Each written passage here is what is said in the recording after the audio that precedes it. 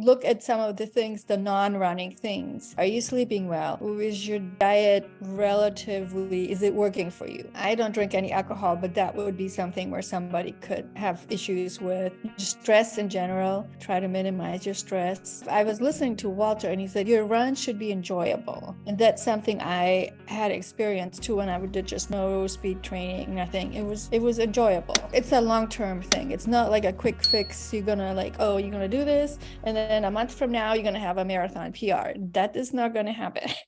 Today, my guest is Andrea Hudson. She's a 63-year-old woman, a runner who actually runs very strong. Recently, she ran a 3:33 personal best marathon at the Berlin Marathon. So that was really exciting. My name is Floris Gierman, and in this Extra Mileage show, I interview different guests about ways to become a stronger, healthier, and happier athlete. And in today's conversation with Andrea, we discuss her running journey over the years, how she was able to bring her marathon times down from a 5-hour marathon all the way to 3:33, and she's still not done improving. This was this year that she actually ran that PB, so exciting months and years ahead for her over here. Andrea is member of our personal best running coaching program, so it's been really fun to actually follow her journey. She enrolled in 2020 already, so we've been able to follow her running journey and her improvements over here over several years right now. If you want to find out more about the Personal Best program, check out pbprogram.com. And we have hundreds of athletes from all around the world improving significantly in their running. And these are marathon runners, these are 5K runners, these are ultra marathoners, half marathoners, all different ages, different running levels from beginner to advanced. So we help you as a runner to improve your health, and from that also your running times. And we really use some of the MEF, low heart rate training concepts as some of the fundamentals in this training here. The program comes with flexible training schedules, my best training videos that are available in here, a private community of like-minded athletes, and twice a week I also co-host group Zoom calls with myself and 2 other PB Zoom coaches. We offer a full 60-day money-back guarantee, so there's zero risk to get involved. If you would like to learn more, check out pbprogram.com. Hope you enjoy my conversation with Andrea Hudson. Earlier you were talking about, or before we started recording, you were talking about group runs and that you find joy in that. Do you do a lot of runs as a group run, or do you run mostly solo, or a combination of? I am really bad. I run with all different kinds of groups. So I'm like married to one group, and I'm like, oh, like I'm gonna do whatever they do, especially with the low heart rate training or using a trainer. You can't really fit in the group as well. But like I have like an old people running group that I run with sometimes. Then I have the running store. They have a Wednesday morning, 6 o'clock group run where they give you a bagel afterwards, and I bring it home to my husband so he doesn't feel so left out. And I have a Dallas running group I run with, and then there's a splinter off that's like they call BRC, beer running group. I do not drink beer, and I'm not a boy either, but I ran with them today. And then I have another group. They always run 20 miles, Saturday and Sunday. So if I feel like that's what I want to do, I join them. So I'm really fortunate to have. It is such a good way of getting your miles in, and your miles go by so quickly, because I sometimes almost feel it's like you're catching up with a friend, and in the same time you're actually putting in some running miles. So it's so today was totally like that, where if you look on my Tuesday run, I had a 1 mile on, 1 mile off, 18-mile solitary run. It was okay because I had to focus on doing the different paces. So my mind had something, but if it was 18 miles, just easy pace, it's a little different. Yeah, sometimes they can be long for sure. Let's backtrack a little bit and talk about some of your earlier running, because I think like background of a runner is sometimes important and kind of good for people to know, just to get an understanding of where the runner started from. Like, have you always been a runner, and at what age did you start getting more serious into it? Because to my understanding, the marathons didn't start until a bit later, right? So tell me a bit more here. I ran my first race at the age of 23. That was the Oakland Half Marathon. I was completely unprepared, undertrained, showed up with a cotton t-shirt in the pouring rain. And I finished, I want to say the time said 2 hours and 2 minutes. That was really Nice. poor. And then I stopped. That was that. Yeah, that was that. I was like, okay, actually, I learned a lot from that race because the minute I was done and it was really hard, I said, oh, that was only a half marathon. So I am not a good encourager of myself. Mm-hmm. But I deep down knew that at one point I did want to run a marathon. I knew that was just aligned with who I wanted to be or who I thought I was.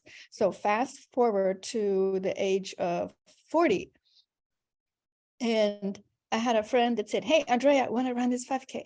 And I'm like, yeah, sure, why not? And I did. And then he said, hey, you want to do another one? And I did. So, and then we progressed to like 10K and 15K and half marathon and a marathon relay, and then the marathon. So that was in the short from August to February. Mm-hmm. There you go. That was no watch, no heart rate. It was basically, and it was all easy training, all easy running. And he had run many marathons before. So at some point he said, we're going to do some speed training now. And I'm like, what that? He said, hey, you run from this point to that point as fast as you can. I'm like, okay, I'll do it. There you go. And we based the predicted finish time on my 5K time. And that would have been 3:50. So I thought, okay, well, I'm going to be smart about this. My main first goal, number one, is to finish. The B goal is under 4 hours. And then the A goal was 3:50 would have been the qualifying time for my age for Boston at the time. So he dropped out of the race. So there I was, watchless, running along. And oddly enough, my splits were really right on time. So then I come to the halfway point and I never run any further than that. I threw off my extra sweatshirt and pretend I'm in a new race. Keep moving.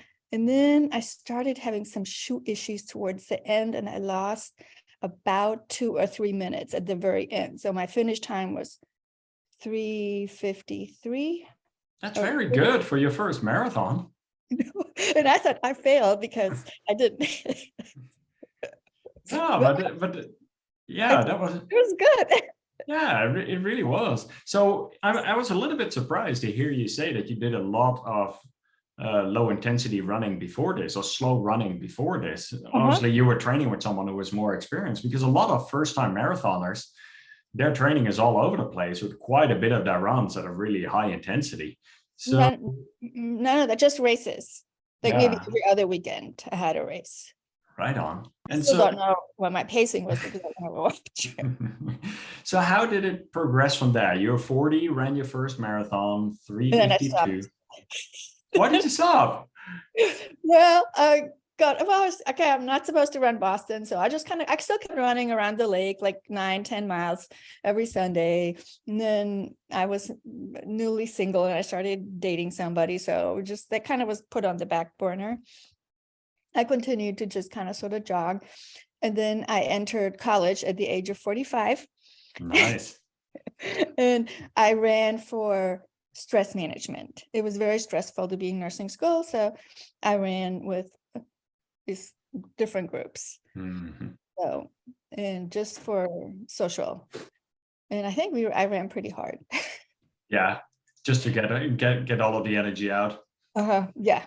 And then I graduated from nursing school in 2007 and started working as a nurse, and my feet were hurting all the time. Yeah, so, because you were standing on your feet 12 hours walking, like hauling people in and out of the bed. So I pretty much stopped running.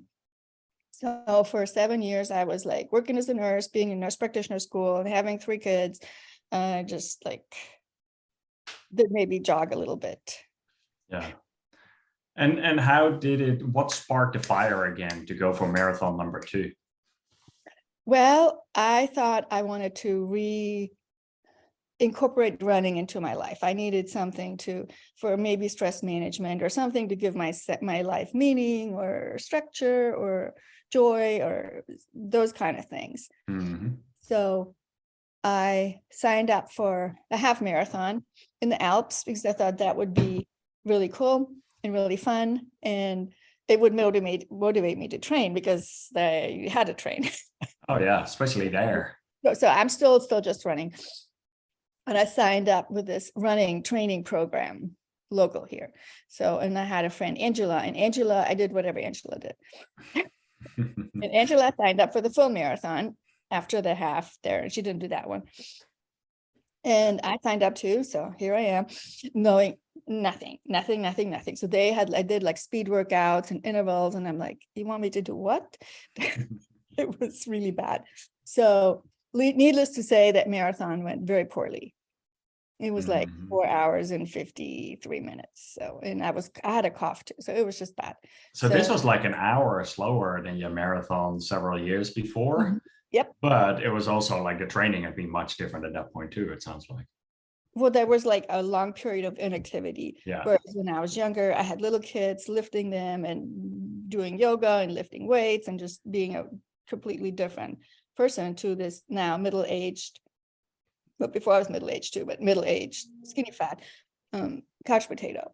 So there was a big learning curve to find out what works for me, like what kind of shoes work for me, what kind of training schedule, like what time of the day would work for me. Like in the evening, not so much. My husband didn't like that. In the morning at 5:15, that was too early. I would crash at work. So 6 o'clock is a really good time for me. Unless now I can go earlier, but at that Yeah. Right on. And so, because you've come a really long way from close to a 5-hour marathon, you're able to break it down and bring it down sub 4 and much further, like at a new PB at the recent Berlin Marathon here as well. So describe a little bit more about that journey the last few years, because you have really picked it up a notch. You have kicked up the training volume, your training approach, you discovered heart rate training. Let's talk a little bit more about how that transition was from that period, because I think that will be just always like, okay, I did poorly and I'm like, I know I can do better. So I did not let that get me down. I was just like, we'll do something different, or we'll just try again. So, and I think in 2018, I signed up with the Runners Connect, like a training thing where they say, oh, if you're injured all the time, follow our training plan. We'll make it so it's right for you. And my chiropractor also said, Andrea, you should not be running with groups. And also don't use those Hoka shoes, wear something else. So those 3 things kind of sort of helped me not be injured. And then I ran, I think, a 4:22 in Big Sur. And then fast forward to December, I ran a 3:58 in Dallas. So that was and what year was that? The 3:58? 2018. 2018. Yeah. That was 20 minutes under the Boston qualifying time at the time. So I was like, okay. And what was your age at that point? 59 maybe. Yeah. Okay. Yeah. I think that's good to put things in perspective. Yeah. Okay. So I still know that is not like where I know I have more in me, that's not like the best I can do. So then for 2019, I had my first ultra. That was my first 50 miler. And that one was really interesting. And then I got injured.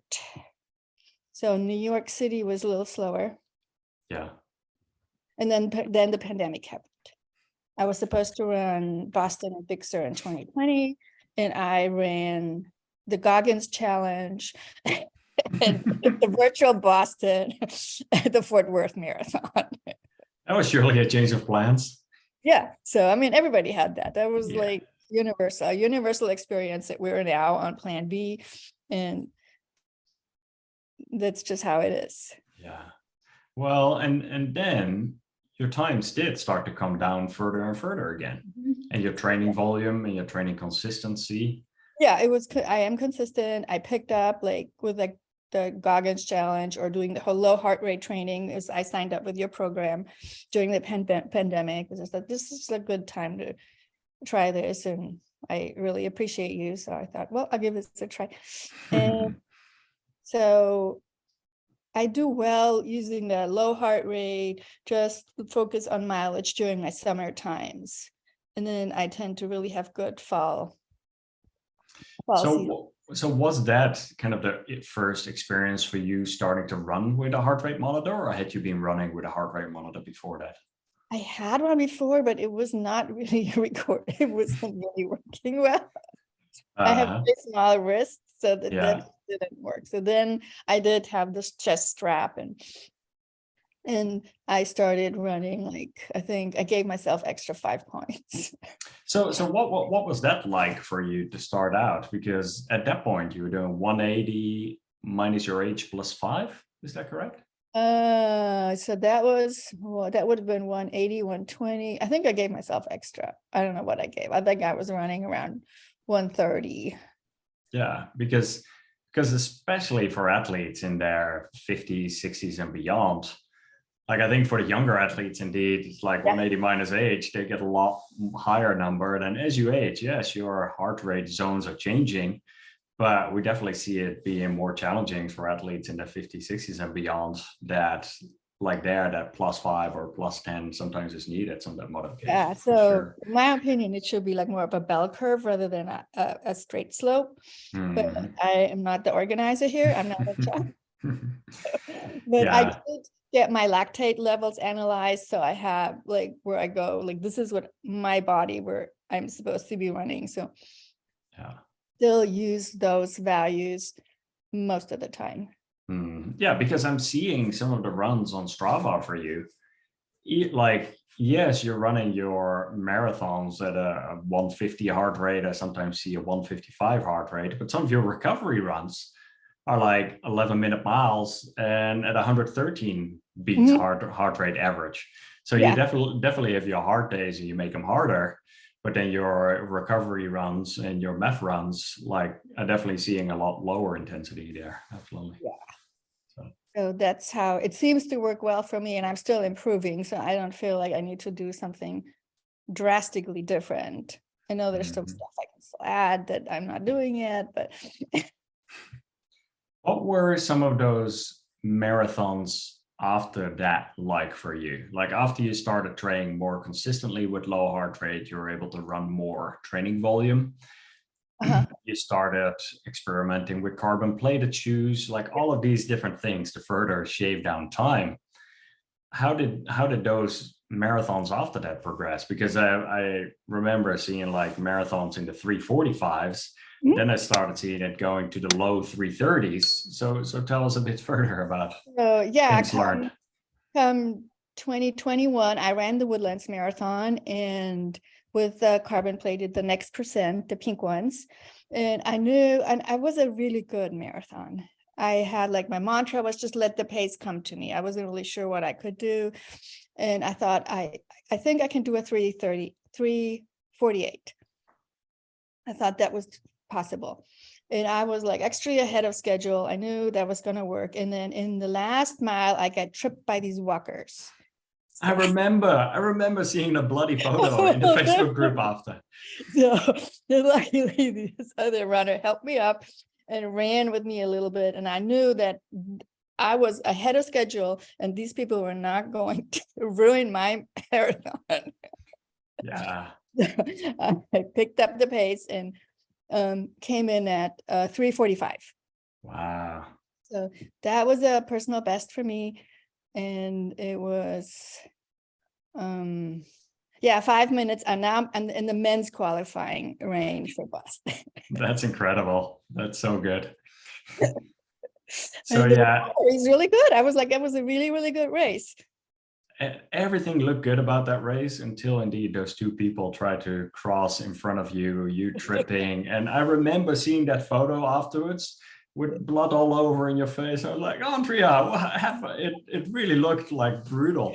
It was bad. It was so bad. And they put me in the wheelchair, and then they asked, immediately I go into nurse mode and I say, heck, not pregnant, no allergies, I'm vaccinated. I want to go home. Yeah, well, I'm glad that all worked out. And then some of the bigger world majors Then started happening. I had Boston in the fall, so that was my first Boston. And the weather was a little warm, so it was a little slower than I had wished for, but it was another PR. It was 3:43. Shaving off those minutes. Yeah. So it's a little bits at a time. And then I ran Dallas the same year because it dawned on me that I had a chance to get invited to that Wanda World Championship. So The London Marathon, yes. that was, right? So Yes. the whole time I was running Dallas because it was on the list, and I was ranked pretty good in Boston because it was a smaller field. So I was number 15 in my age group. I thought, oh, this is nice. And so the whole time I ran Dallas, I was like, I want to be invited to London. I want to be invited to London. And I ran 3:38. Yes, so then you got into 30s, 3:30s. Yes. So then I got invited. I was like number 10 in that pool. And I had about 15 seconds faster the second Boston I did in the spring. And then I was 10 minutes slower than that in Big Sur.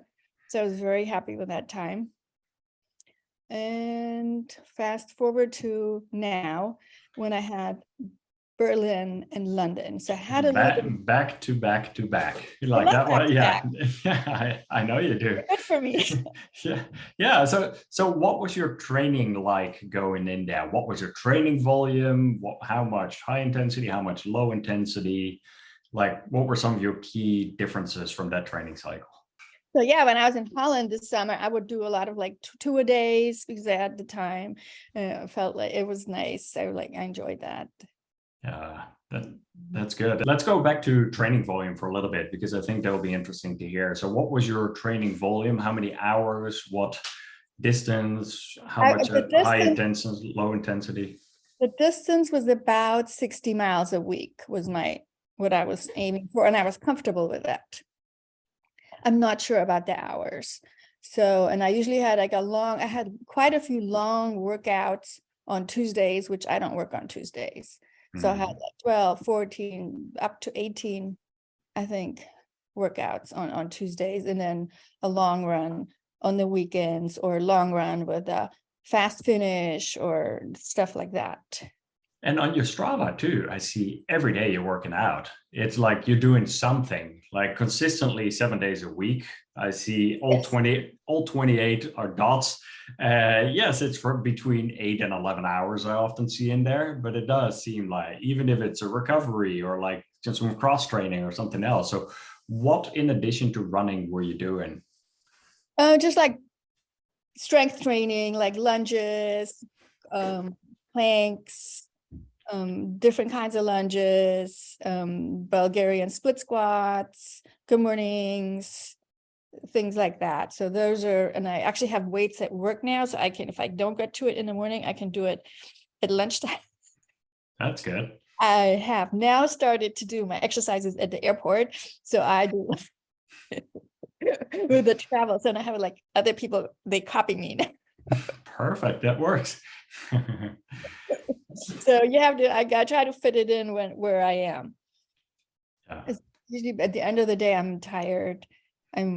See lots of patients. I'm worn out. I don't really want to do anything, but if I can, go ahead. Yeah, I've totally noticed the same thing. If I don't do some of these things towards the earlier parts of the day, it just gets away from me. And it's much harder for me to do workouts or strength or mobility or any of that in the later stages of the day, versus just get it done early in the morning or like in the morning hours, and you're still rather energetic, and your to-do list is not that long, and you don't feel so fatigued from the day. So it's it seems to energize me and makes me happy. And even like when I travel, I get my runs done in the morning, just easy run, and then I can have fun with my family and nobody is disabled. Yeah, no, exactly. And then you were gonna head over to Berlin first. Yes.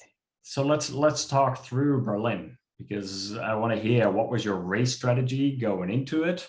What were your plans? What was the time you were aiming for? How did the race day execution go for you?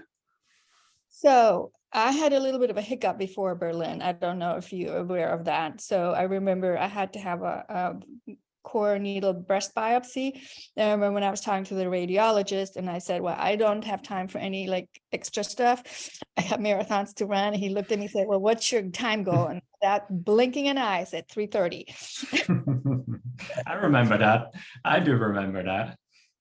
So, but then I kind of got injured where my gait was off with that after having that. So I ended up running 3:33, which was, I'm very happy with that. So that was like a 5-minute PR. That was a strong PR at a world major too. Yeah. So, and I was in the back of towards the back of where probably my pace would put me. So I passed a lot of people, just kind of, I don't know, time consuming, and you don't have to pay attention, but yeah. So what was your race day strategy going into it? Like, what were you thinking? Were you running by intensity? Were you running by pace, nutrition strategy? Both. And then I think a Morton every 30 minutes. So I kind of look forward to that. And I alternate between regular and caffeinated. And I eat a lot of carbs the day before. What did you eat the day before? What works well for you? I eat a lot of rice, and since I was in Germany, I eat a lot of pretzels. That is okay food. I love pretzels. There you go. Plain food, plain, everything plain, nothing. Wasn't that during is Oktoberfest in around that time as well? Where you probably want to stay away from the beer garden. I was in Berlin, and they have it in Munich, so I wasn't really affected by that. But yeah, there you go. So you were saying your race day strategy was based on both heart rate and pace. Tell me a little bit more, because I want to hear some of these details. Actually, it was more exertion and pace. I don't wear my chest strap, so the data I get is not always that reliable. So it's more like the first half of the marathon, I go by, this should feel easy. There should be no pushing or trying, none of that. And some of that's dictated by the weather. And Berlin was relatively nice and cool from that perspective, right? Yeah. So I don't even think I wore my arm warmer. So it was just my regular race outfit, and I have my water bottles in the back, and just everything kind of sort of like what I typically wear for Boston or for the Dallas Marathon. So not anything really different. So you run with your own water bottle? Uh-huh. Yeah. Why do you prefer that over using the aid stations? They have these big cups, and I get really clumsy, and it slows me. I find it slows me down. My own water bottles, I have electrolytes and more Morton in it. So that seems to work for me. How many do you bring with you, and how much do you consume? 2, and they're not really big. They're, I think, 500 mLs, but they fit in the back of the belt, so they don't flop around. Not bouncing around. Yeah. Do you feel them slushing around at all, or not? Mm-mm. No, that's good. I freeze them before too, so they're cooling down. Nice and cool. I've ran some marathons with a handheld bottle, and like as far as for road marathons, I found it when the one bottle was full, it was rather large, and it kind of like, even when I tried it with 2 water bottles, it became a bit much. Then I tried it with 1, and eventually I've now found a way that the aid stations end up working all right for me. But yeah, I see some other people running with the water bottles as well. Now, London, I could have easily just used there because they had water bottles with those sport tops. So that was like, oh my gosh, this is like, they had really good porta potties and really good water bottles. That's an important one. You need those. So there you go. So you were taking a gel every 30 minutes. You were taking electrolytes in your water, you were saying. Mm-hmm. And how did that go? Like, so the first half, you were saying you were holding back effort-wise, and then at that point, I was about at the 3:30 pace, and then I slowed down some. I think I was already getting sick, So my sleep wasn't that good. And the minute I got to Berlin, the coffee did not taste good. And I'm like, oops, that's not normal. Something's wrong here. And it wasn't a German coffee. It was probably you feeling off, huh? So by the time I got to London, I had like a really bad sore throat, and my Aura ring said, "Do not go anywhere. Stay home." This is why I like things like you and I use some of the same trackers, because I got the Aura ring as well. You are wearing the CGM too, like right now. So it is eye-opening sometimes to see the heart rate variability changing as you are going through peak training of a marathon. Then you go through a taper period where your body gets some more recovery. Then the race nerves can start kicking in. And then, but once you're off, once a sickness or illness or something, a virus or whatever is coming up, yeah, then it's tricky when it starts to give you some of these signals. And sometimes even just the resting heart rate being up by 3 beats or 2 beats, you can already tell something is off. So. Yeah. So stress can do that, but yeah, it can be different things. And it's taken me a while to get back to my normal self after those 2 marathons and the illness that lingered for a while. And just recently I started to do sauna again. And that seems to have had a really good effect on my heart rate variability. Absolutely. And I feel like myself again. So that is one big one that I've noticed as well. Heat exposure and cold exposure significantly increases heart rate variability. It really makes it go up quite a bit higher too. So no, that's good. There's definitely a healing factor there in many different ways. So when you get to that mile 20 in a marathon, let's say mile 20 Berlin, you felt some of the paces started feeling harder, but this was also you starting to feel off a little bit. Is that correct? Probably a little bit of both. But I mean, it was like, I think, if in the big picture, I think it was a good race. And then you had to go to London. Yeah, I felt really good. When the race was finished, no cramping. I walked myself back to my hotel. I could take my shoes off with no problem. I could walk up and down stairs. So I definitely did not overexert myself. So it was that, and from that, it was a good race. Yeah. And the next morning I caught the public transportation to London. And by the time I got there, I felt really sick. So I'm like, okay, we cannot reschedule this. We're just going to have to do the best. That is rough, going into a marathon feeling sick. So how do you go about it? Especially because you're not only looking at it from an athletic perspective, you're also a nurse, so you know a little bit more about the body. So how did you go in? How did you go? I looked at my tonsils. I didn't see any white spots, but I had a swollen lymph node. I had the flu vaccine. I've had like my 5th COVID shot, like 2 weeks before. So whatever I got, who knows? It was either in the airport or I'm around sick people all day long. So who knows? But I started the home remedies. So I did the saltwater gargles. I put the Vicks on my lymph node. I think we ended up buying some Zyrtec, and that really helped with the drainage and just lots of rest. And then I picked up some hydration tabs at the expo, and I just there's only so much you can do. And we notice this too sometimes. Athletes, when you put yourself in training, and your training volume goes up, you have your peak training volume, and then you're going into the taper mode, the chances of you catching something are just higher. Like you've pushed your body rather hard. You're on that edge of pushing hard and then recovering. And so being able to catch something at that point, especially when you have just ran a race of recovering and then have another race coming up within, how much time was in between the 2 week. Yeah. 1 week. So yeah, I had Boston to Big Sur, that was 6 days, and then 1 week. And they were both, not that far off the times. So I seem to tolerate that well. Yeah. So how did London unfold for you? You were trying to do whatever you could to recover, and then race day came around. Well, I got myself organized. I met this other guy. So we went on the train together, and I met this other lady that was also in the championship. So we rode together and sat together in the waiting area.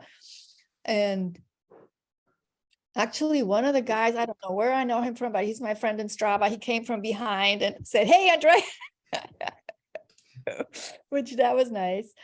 And then come mile 11, I almost tripped over some like a speed bump, and they have like waves there. So that kind of like was uncomfortable. And I think I slowed down.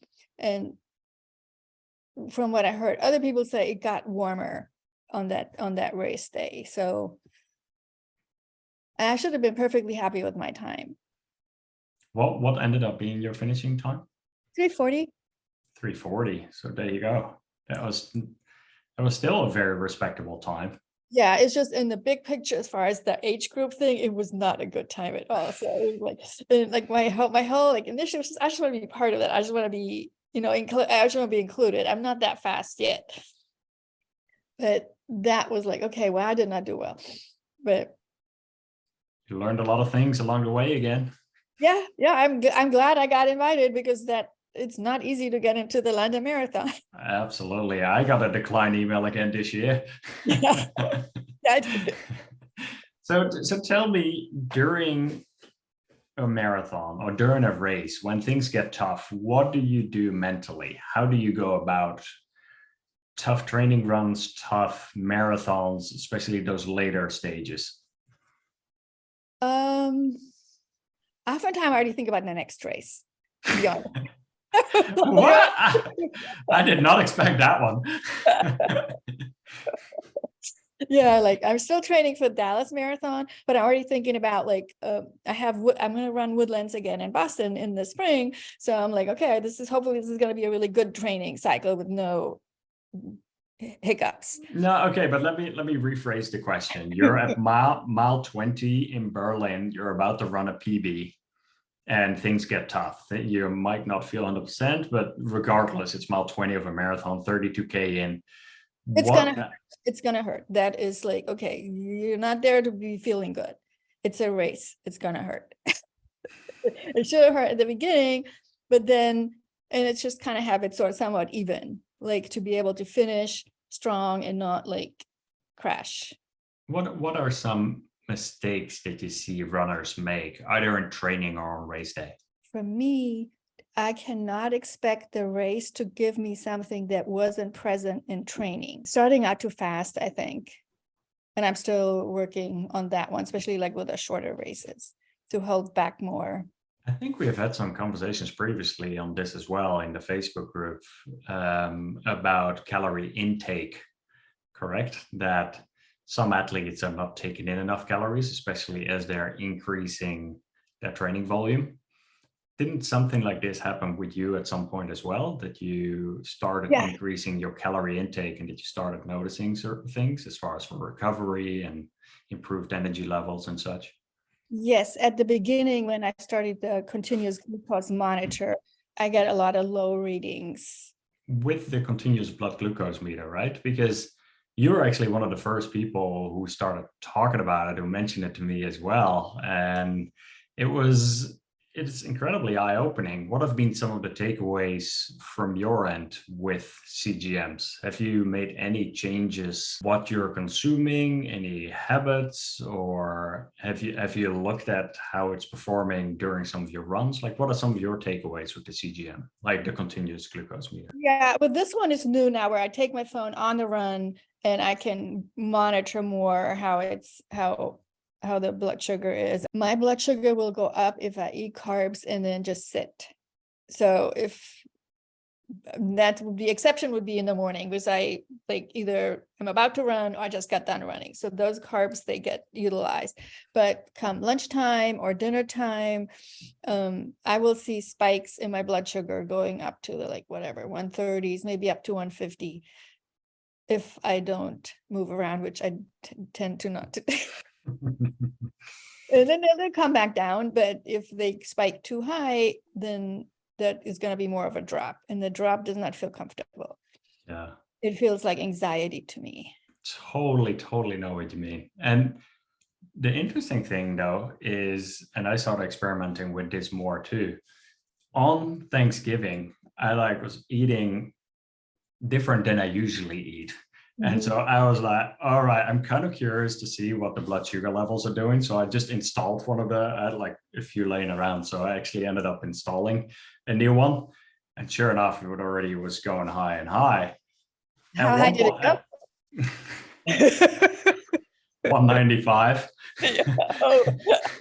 I mean, I ate everything in the kitchen sink. I will, Yeah.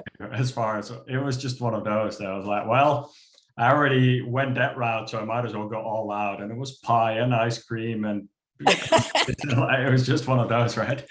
But here's the one thing though. As much as we were done eating, and we on purpose kind of ate early, so I had some time to digest before going to bed. But as soon as we were done eating, I just told the family that, all right, let's go outside, let's go for a walk. And we ended up walking for 20 minutes. And sure enough, you see the blood sugar levels going up. And then as soon as you start walking, you start seeing it stabilize and start coming down rather quickly again. And it doesn't even have to be long, just 10, 15, 20 minutes. So yeah, that's becoming more of a habit. It's not that I eat like that much, but just seeing some of the data and seeing directly what is happening there. So yeah. Yeah. I mean, one of the things that is in general recommended, eat like your salad, your vegetables before you eat your protein and then your carbs. And I pretty much do that already. So that's not really, I think the moving part is the piece that I can still tweak a little better. Yeah. Well, and even for me though, when you time your carbs is a bit different too. I prefer fats and proteins in the mornings and then the carbs a little bit later. And that seems to be working well. But once again, I think everyone is different there too. Yeah. And the body just responds differently for everyone. So yeah, there's that. What are some recommendations that you have for people starting out with low heart rate training? Because there's quite a few people listening that are going through different stages of their training. And some people have trained previously differently than they are once they start experimenting with low heart rate training. So what are some high level thoughts regarding that? Be patient, enjoy the running. And I think I've heard other people talk, look at some of the things, the non-running things. Are you sleeping well? Is your diet relatively, is it working for you? I don't drink any alcohol, but that would be something where somebody could have issues with. Stress in general, try to minimize your stress. And I think I was listening to Walter and he said, yeah, just your run should be enjoyable. And that's something I had experienced too when I did just no speed training, nothing. It was enjoyable. It's a long-term thing. It's not like a quick fix. You're gonna you're gonna do this, and then a month from now you're gonna have a marathon PR. That is not gonna happen. How far out do you think? Are we talking 3 months, 6 months, 12 months? Really depends, right? I would say maybe let's look at 6 months.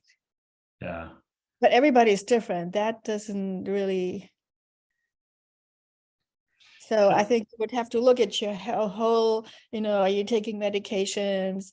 Are you doing other things that aren't really that healthful? Do you do any kind of strength or mobility things?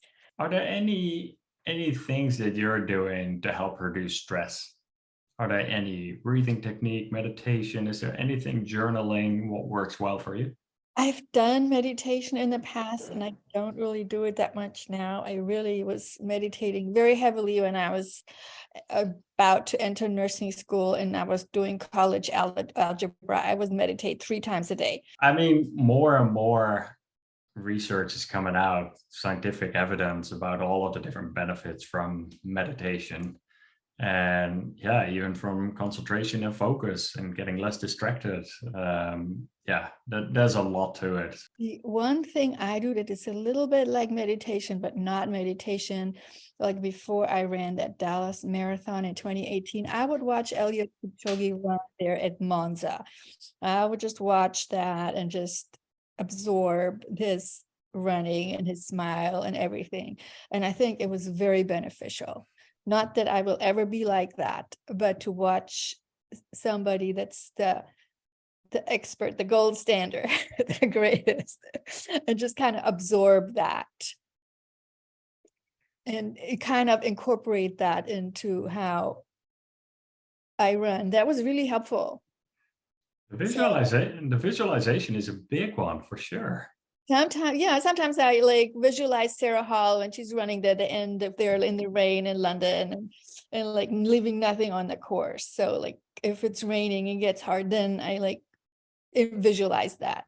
The other day I was running, and I believe I mentioned it on one of the recent PB Zoom calls too. Like when we had a group session, we were talking about discomfort and making yourself go through discomfort from time to time. And so sometimes in the morning, when it's rather cool, it's mid 40s, so whatever it is, it's like 8 degrees Celsius or 9 degrees cool. Celsius. I go run without a shirt on, and purely to kind of, at the beginning, it's rather cold, but once you're warmed up, you're totally fine. But it was one of those days where there was a tremendous amount of wind out. And so running against the wind when there's like 20 to 30 miles an hour headwind, and it's a cold wind, and one of those that I feel at those points, I just got to smile. And as much as even once it starts raining or any of those kind of things, like just, it makes you feel more present sometimes. And then once rainy day comes and some of these situations happen, you've not been afraid of it in training, but you've actually ran towards it. And I find that quite beneficial sometimes as well. So yeah, kind of putting yourself in some of those situations. So yeah, I had a 22-mile run maybe 2 weekends ago. I think 2, or maybe it was last weekend. It was really cold. It was like around 0 degrees Celsius. And just to do that, and then it was the last 2 miles were fast. They were like a marathon goal pace, and I was able to pull it off. So that's a confidence builder right there, to have something like that. What do you do recovering wise? Is there anything that you do recovery wise? Are you using massage guns, or do you go to a physical therapist, or all of the above?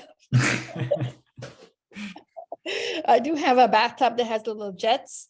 And I have this like German bath salts, the Kneipp ones that I put in. They're like for muscle, with juniper for muscle relaxation. So I do that sometimes. I have a massage gun. I have a chiropractor that comes when I need him for like an hour and does deep tissue massage. So to keep the injuries at bay. I sometimes do cryo, a red light. I take naps. That's a big one. Hydrate, eat. When in the summertime, when it's here in Dallas, really hot and humid, I use the You Can Hydrate, but you can use whatever. But I do replace my electrolytes, and I do much, much better. Where if I don't use them, I am like I'm crashing in the afternoon, and my blood pressure is in the 80s. So it's really bad. It makes a big difference. And there's quite some people who are electrolyte deficient that are just drinking water all day long versus sometimes adding in some electrolytes too. I've also noticed on hot days when all I do is drink water, I have to use the restroom very frequently. Whereas if I add in some electrolytes, it seems the body is holding it better. Yeah. That was one other part. So. Yeah, so I use electrolytes, and I mean, I always try to eat healthy. I sometimes go to the Chinese foot massage, so I was able to keep any kind of plantar fasciitis away. Those foot massages can be brutal. Like we were, so my wife is Korean American. We went to Guam to visit some family over there, and we were taken by our family to get a foot massage. And these are like the small Asian ladies that look very innocent. And I almost cried, man.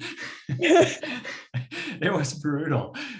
Yeah, my feet had bruises on it the next day. Oh my And goodness. so, yeah, definitely when they say how hard do you want it, next time I'm gonna say soft and gentle instead of go for it. So yeah, that was definitely that. But I think it's a good way indeed, getting your foot massage. And there's a few different ways. One that I've found recently, they have these vibrating foam rollers that you can use to like foam roll whatever, like your legs, your calves, your back. Sometimes what I do is I just push it to the side of the bed against my mattress, and I actually put both of my feet on top of it. And so you're totally massaging the bottom of your feet, and your feet start getting warm. And just 1 minute or a minute and a half already feels like I'm getting a foot massage without getting beat up by others. Yeah, I elevate my feet when I sleep so that it help with some of the swelling, There you go. and do different have little spiky balls and whatnot I use. You got the whole toolbox over there. Yeah. You've come a very long way. You've ran from a 3:52 to almost a 5 hour marathon. You've brought it down all the way to a like what was it, 3:33. So what's next? What are some of your big goals over here? Big scary. Well, I mean, obviously I'd like to get it down to 3:29. Mm-hmm. Probably maybe Chicago, I think, if the weather is good. You'll love that race. I do want to do some more trail running this summer, just kind of more unstructured. And then for 2024, there is a 50-miler that's called Antelope Canyon. Yeah, that's a nice one. That I want to do.